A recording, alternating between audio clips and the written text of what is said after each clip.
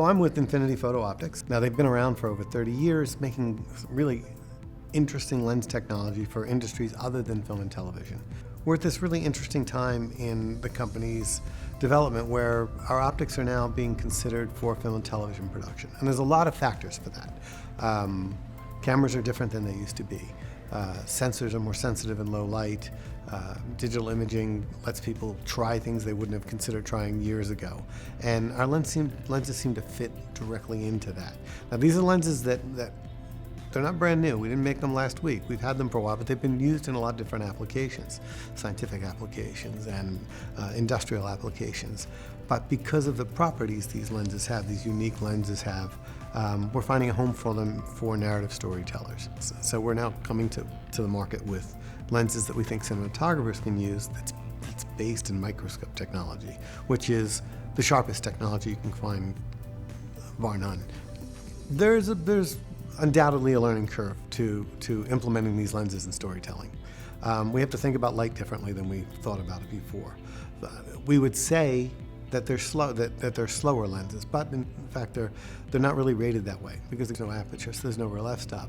And the speed of the lens, or the term speed of the lens, is really sort of hard to determine because it depends on the sensor that it's on, and but full frame versus Super 35, it can vary wildly. So you can't really think of them that way. Now, it's best to have more light than you normally would have with these, but it's sort of about how the light hits the subject and how it gets up into the lens and the glass. So there's definitely a learning curve to find a way to properly light things for dramatic effect. But there's also opportunities with that learning curve to make images that we've never made before, and that's what's kind of exciting about these lenses. So my friend Tim Smith asked me if I could figure out a way to get some additional demo material. So I invited my friend Bill Bennett, ASC, to join us.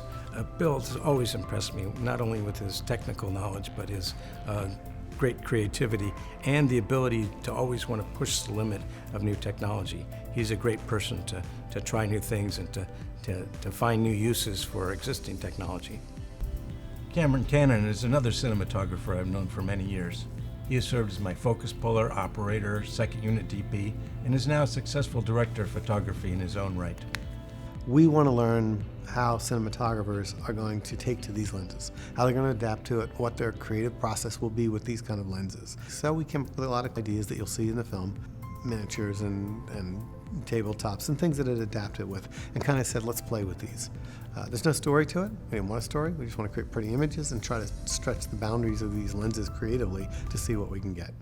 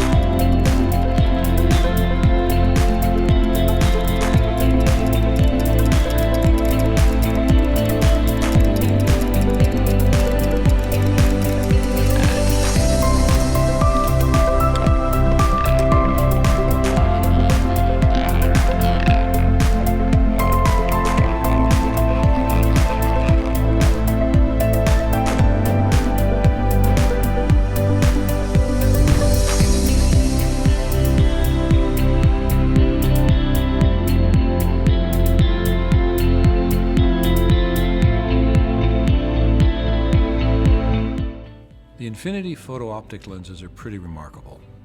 The thing about them is, while they do require a lot of light, once you get the focus set, you have almost an infinite depth of field from like 1 inch, 2 centimeters from in front of the lens, out to 6-8 feet away, 2 meters away. very remarkable. So all the stuff we've been doing, chasing a ball bearing through this Rube Goldberg machine, from seeing the whole machine down to the marble filling the frame, we're not pulling focus at all. It carries focus that entire time. It's quite remarkable. You can get extremely close with these lenses as if it were a macro lens, but you also get a lot of deep focus, a lot of depth of field. And so you can do some interesting things where you can be extremely tight, and I mean extremely tight, as if you would be on a macro. But normally with the macro, like if you wanted to fill the frame with a penny, everything beyond would fall off. But this, you can be filling the frame with a penny, and what you see off the edges is still in focus off practically to infinity. I do a lot of commercials for automobiles. And not only am I filming the exterior of the automobile, but they ask me to get inside and shoot a lot of the detail of the inside of the automobile, whether it be the stitching in the seats, which is an area like this big, tiny, or some of the buttons and things on the instrument panel with people pushing buttons and stuff. This lens is perfect for that kind of thing, because you're needing to shoot macro photography, but if you get the lens too close with a conventional lens, you have no way to get the light in, or you see the lens reflected. Whereas this way, the tube is so small, it gives you plenty of room to get the light in to illuminate what you're shooting. When you get a really high magnification shot with a macro, you have to be right on top of the subject. But this, you can be back a foot or two and still have that feeling like you're up really close. That was ideal for a couple of the shots we did. For our DCS COVID safety documentary, we shot inside this collider where light kills germs, and we are able to take the lens, and it looks like we're going right through the middle of it, but of course the camera never would have fit inside this small tube. I wanted to find some interesting things to shoot to test out these lenses, and it just so happened that a beehive was forming inside a tree trunk located right in front of my house. I was able to get the shot of the bees that made it seem like I was right on top of them, but I was actually back a few feet, which was much safer for me. And we also pulled out my pet gecko. This has the end effect of seeming like the camera is back 3 or 4 feet from where it would be on a macro lens. Jim Mathers asked me to shoot basically a faux commercial to demonstrate the SiSu R15 lighting system. Basically, we needed a really tight shot of a toothbrush, and with a macro system there would be no way to really see what it was, but by using this lensing system we're able to get the entirety of the toothbrush head in focus at 120 frames per second, which just seems impossible to do normally. My perspective might be slightly different on these lenses because I start off as a focus puller, and a lot of times when you had to shoot like a corporate logo on something that was really small, and you had a battle of trying to figure out how to get more stop.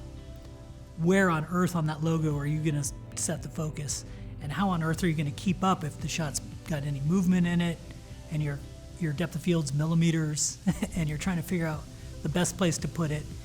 It can be very challenging, and I feel like there comes a time when, well, why fight that fight?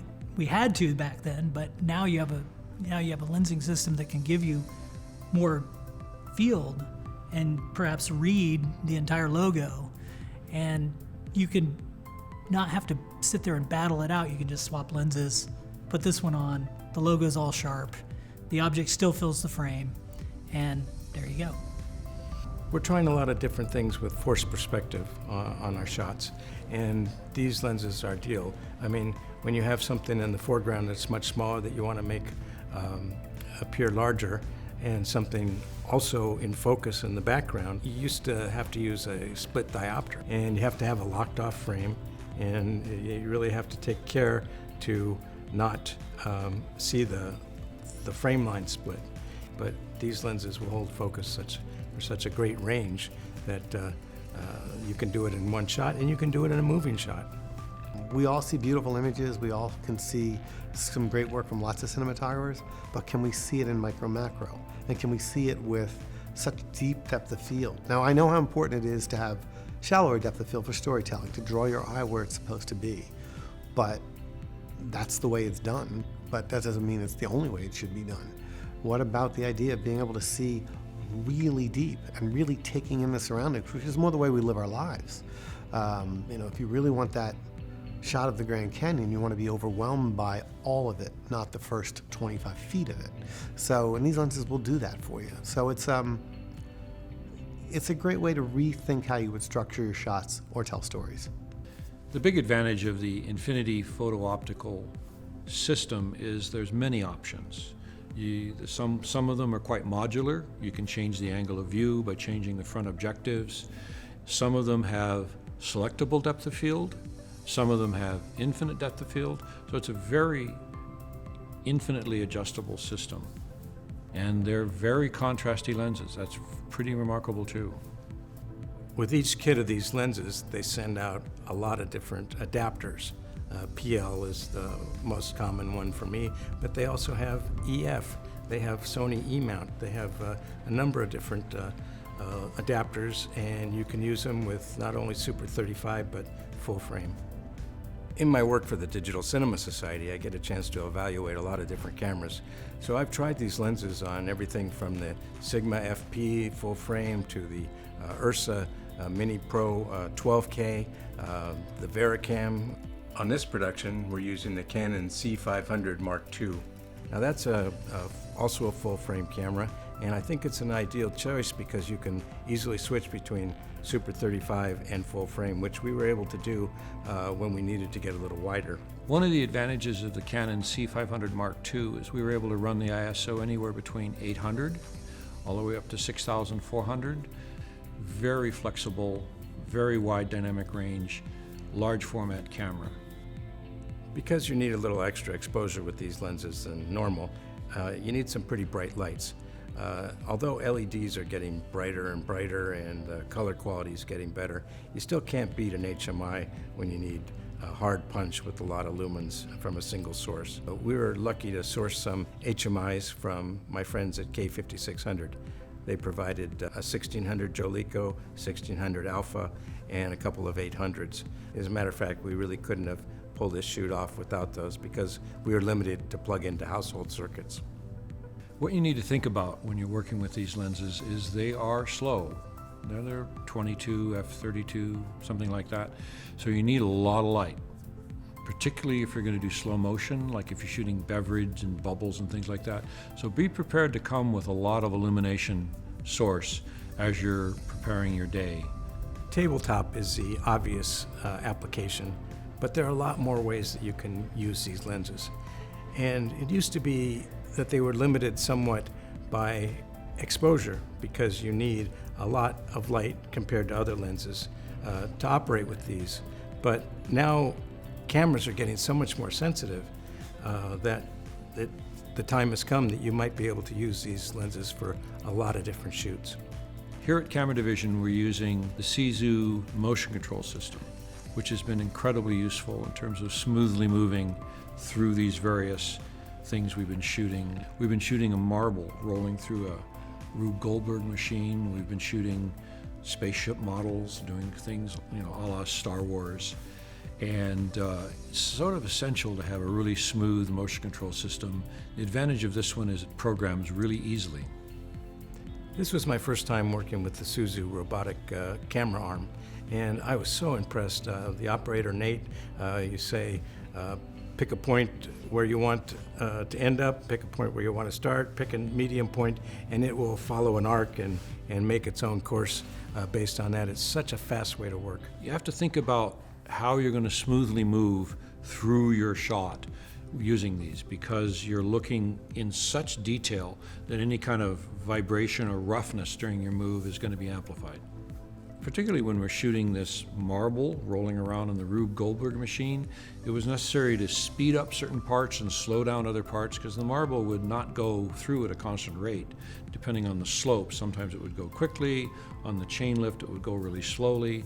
It was really easy to adjust the speed of different segments and then blend it all together. The SiSu system is a very, very intuitive system. The traditional ways in which you would move around that robotic arm, sitting at a desktop, having numerous people at desktop or laptop computers, each controlling various elements of what the robot's doing, now is all condensed into just the tablet and the wand that you see me using to operate and control things. The feedback that you get with the system is immediate, so I'm not having to sit in 3D software and plot moves. I'm working with the director of photography or the director and just having them right beside me, and we're placing the camera, we're manipulating the focus, we're doing all these things very quickly, right in the moment.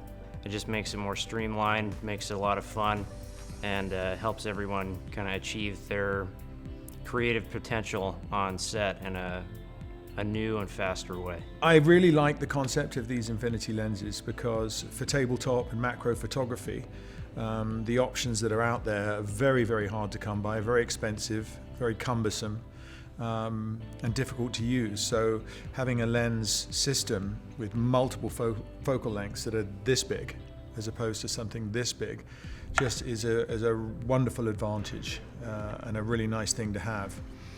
Because when you're, and especially using the robot as well, the ability to now manipulate that robot and put the camera where you want to put it, you can do so much more easily, like I say, with a lens that's that big. I like the Infinity a lot. I think it's got great promise. Along with me being there to see how, say, Jim Mathers or Bill Bennett reacts to these type of lenses and what their process is for dealing with these lenses and creating images, there's this learning curve for them that I get to observe. And we want this to be the launching place for education, to educate cinematographers, established cinematographers, new cinematographers about something new. And in my 30 plus years in the industry, it's always about something new. It's always about making an image differently, or making an image that's never been made before, or making images that people can't figure out how you made them. And these lenses really do a lot of that. If you put your creative hat on and start really thinking about it, there's things that you can do and images you can create that you can't do with other lenses. These lenses aren't for every application, but it's a great thing to have in your toolkit. If you want to have photography, cinematography that looks like everybody else's, don't use these. But if you want to have something that really stands out, try these, because there are some things that you will be able to get that you could get with no other lens.